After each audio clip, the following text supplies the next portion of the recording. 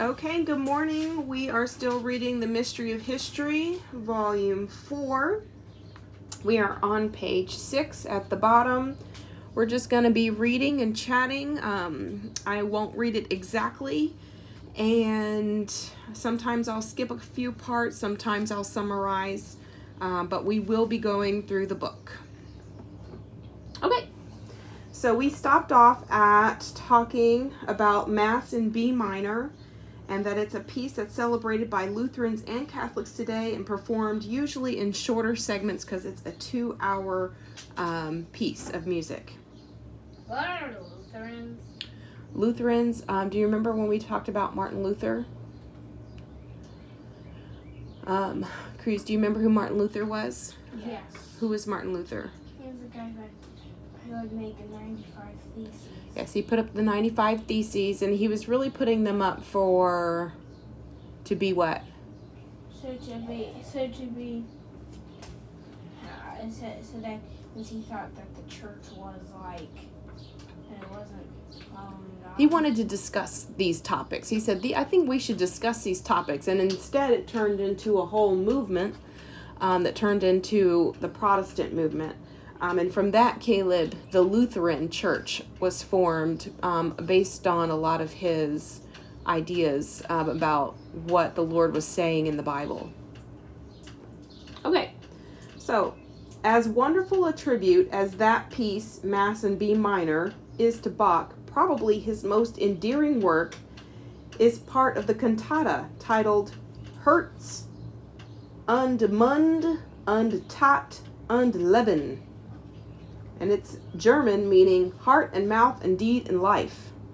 You may know the segment of it, Jesu, Joy of Man's Desiring, which is a more modern variation of the masterpiece written for the piano.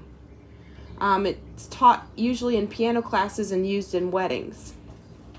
Now that's the thing about classics. There are some works of art, literature, and music that last longer than others in popularity. Some would call the works of Bach classical, and they are as far as lasting favorites go, meaning that many people still love the music years and years, lifetimes and lifetimes later. But in the 1940s, many years after Bach lived, musicians chose to define his works and his contemporaries as Baroque rather than classical. Do you remember what the term Baroque means? Baroque means... We first used it with the art. It was used to describe irregular art found during the Renaissance after the passing of Leonardo da Vinci and Michelangelo. So the term Baroque was borrowed from the art world to define musical works that were composed from 1600 to 1750. I thought that it meant that it had a lot of ornaments. When I think Baroque, I thought it meant like, I thought we compared it to like a Christmas tree with ornaments on it. Me too. I remember you making that word picture. The term, here it is. The term has nothing to do with the music sounding irregular, but I'll say the Baroque style is elaborate and ornamental. There it is. Mm-hmm. It's called polyphonic, which means it uses 2 or more voices or instruments at the same time to create layers of sound. These kinds of tunes aren't easy to hum along with. Some polyphonic pieces use as many as 20 voices to create just one sound. Later musical works like Mozart and Beethoven's would be titled classical for being more homophonic. That means they used only 1 or 2 voices or instruments in harmony with each other. Homophonic pieces are a little easier to hum along with, and some would say they're prettier. But I'm getting ahead of myself here. That's what Mrs. Hobart says. We'll cover the classical works of Mozart and Beethoven in later lessons. Other than composing hundreds of Baroque style scores, Sebastian Bach taught private music lessons. Apparently he was stern and unforgiving type of instructor. Other teachers taught rules, but Bach created them. He was the first to teach students to curve their fingers and to use all of them, including the thumb. When Bach conducted, he himself played instruments while leading. Wow, that's impressive. So he's conducting the people and playing an instrument. How did that go? Yeah, he's like, he like plays, he's like playing on the violin, and all of a sudden does that hand motion thing, then keeps on playing on the violin. I wish they had like a little video of that. Conductors don't usually lead and play at the same time because it's extremely difficult. But Bach was exceedingly talented, always able to catch one note out of place and tune every instrument to perfection. On a more personal level, Bach was as strict with his Christian convictions as he was with music.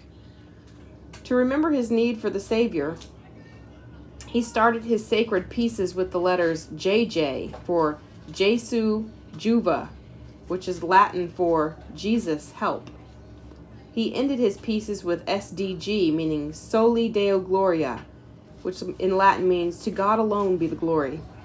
Bach's heart was undoubtedly bent toward God. And because Bach was such a devout Lutheran, historian Will Durant said, Bach's works are the Reformation put to music. Even with all his composing, Bach found time to oversee Latin lessons and direct music for churches and civic groups. He also fathered 20 children. When you hear the word he fathered 20 children, do you know what that usually means? He fathered, when they say that, what that usually means, not all the time, but usually it means that it was with more than one woman. Because if it was the same woman, they would have said he had 20 children with his wife, or him and his wife had. Now these 20 children didn't come from the same wife. Bach had 2 wives. His first wife died after giving him 7 children. Sad.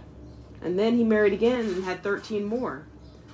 4 of his children, if you hear that, people out there, those are our birds outside the window. Let me see. 4 of his children also became famous composers. As Bach entered his final years, his eyesight grew dim, and by age 65, he was completely blind.